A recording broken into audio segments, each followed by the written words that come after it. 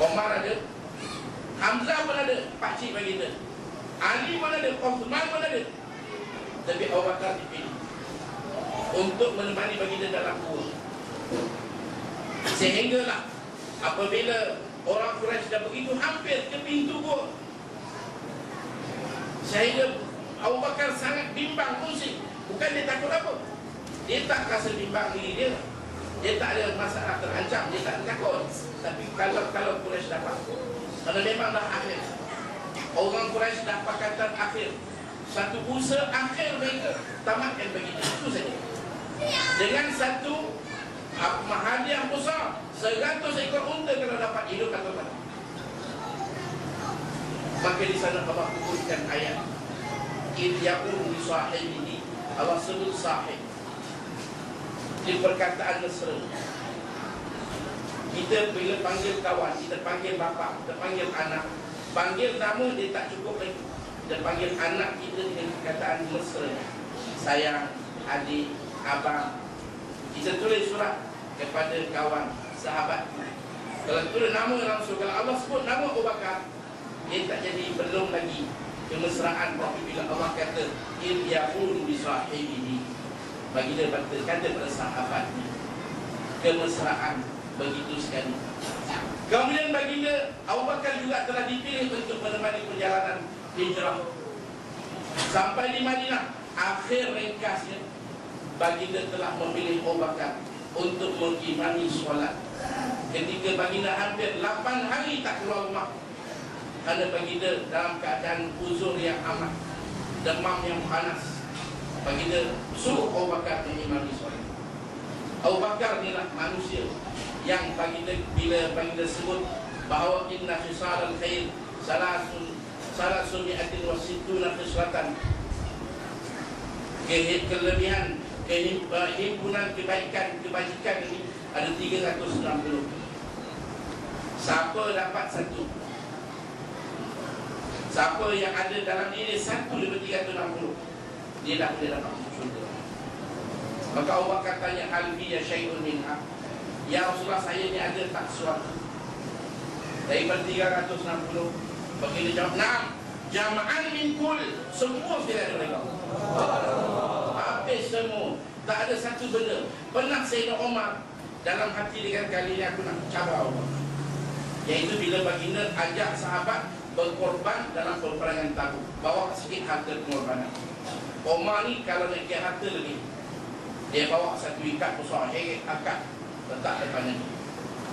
Tapi Nabi ni bijak. Nabi tak tanya dia berapa, cuma Nabi tanya kat rumah ada berapa. Kam abqaita li ahli, berapa lagi ada kat rumah? Maka Umar kata ni 1000, banyak ni juga. Maknanya dia telah angkat separuh harta dia.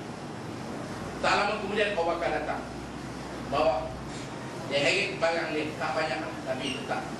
Bagi tanya soalan yang sama, tak tanya berapa ada, tapi kat rumah berapa. Kam abqaita li ahli, berapa dia? Jawab Abu Bakar, Allah wa Rasulullah. Tinggal Allah Rasul lagi. Habis. Hutang baju boleh bagi, sehingga dia bagi sebab hutangkan juri. Jibril datang pakai baju hutang juri. Kenapa? Kata Jibril, Allah suruh semua malaikat pakai pakaian yang sama sebagai penghormatan pada Allah. Tuan-tuan yang mulia, saya nak akhir di sini. Dia ada dua tingkatan sebenarnya. Kita ikut Nabi. Kadang-kadang hari ini banyak orang yang persoalkan dalil. Macam kita buat maulid, tentu diri, tak boleh. Ada orang kata tak boleh diri ni, syirik. Oh, diri tak boleh, itu naik pasti. Banyak berdiri, tak boleh berdiri. Berdiri ni sebenarnya sebagai satu perasaan hormat. Kita tengok ibu kita masuk, kita duduk, ibu masuk, kita bangun. Oh. Satu orang bawa Quran, kita berdiri, hormat. Ada satu guru dia mengajar, kejap dia berdiri, duduk nak mengajar, berdiri. Tanya apa hal tuan? Bila habis, dia kata, saya tengok anak guru saya bermain di belakang. Hormat saya pada anak guru saya. Saya berdiri. Hormat pada nama Nabi, bukan ada apa. Hormat pada nama Nabi. Kalau hari ini lagu negaraku dinyanyikan dalam satu-satu majlis, kita kena berdiri. Saya tanya, apa dia punya kesalahan kalau satuan duduk ya? Nyanyi-nyanyilah kau, duduk. RM100 atau RM10. Itulah negara aku. Bagaimana Muhammad? Satu, ikutan kita pada Muhammad. Kadang-kadang hari ini banyak orang dia nak nas. Ini tak wajib dia tak ikut. Kita ni karena dia bila kita wajib baru buat. Kalau kita sunat, tak apa, tak dosa kalau kita tak buat. Kita peringkat ni. Kita banyak songil sahabat-sahabat. Ulama kata dia ada dua tingkatan.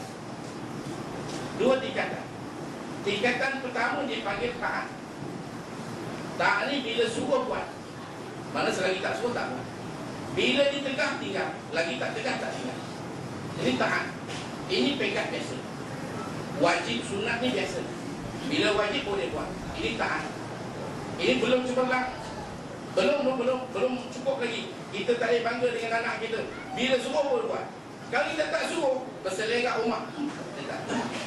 Kalau dalam kelas, cikgu tak suruh kutip sahabat, dia tak kutip. Kena suruh dulu buat, baru buat. Nak kena cari nas dulu. Nak ajak orang pergi masjid, nas. Kawan-kawan kita tabligh keluar 3 hari, orang tanya, mana nas? 3 hari pun awak tanya nas. Yang awak pergi belajar Amerika, pergi England, tak ada nas pun. Bagi dia ada nas ni. Satu peringkat nas. Di sahabat yang satu lagi atas. Ini yang cemerlang. Apa dia panggil adab. Oh, bangga sangatlah kalau bapa dapat anak yang beradab. Adab dia apa? Tak perlu suruh.